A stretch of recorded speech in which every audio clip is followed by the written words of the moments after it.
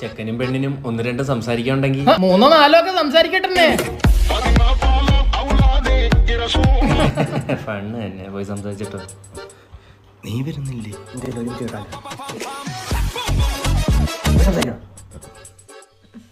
അച്ഛനല്ലേ അത്? നൈസ്. ഒരച്ഛനേ ഉള്ളൂ. സോറി, ഒറ്റ മോളല്ലേ? ഓക്കെ. ടെൻഷനോ? ചെറുതായിട്ട്. ഇതിൽ ശരിയായ മതിയായിരുന്നു. സത്യം. TMT കമ്പിയ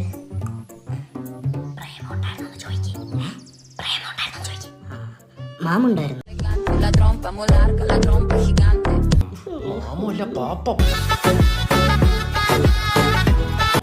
ഉണ്ടെന്ന് പ്രേമുണ്ടോന്ന് ചോദിക്കേ. ഉമ്മ കൊടുക്കണോ?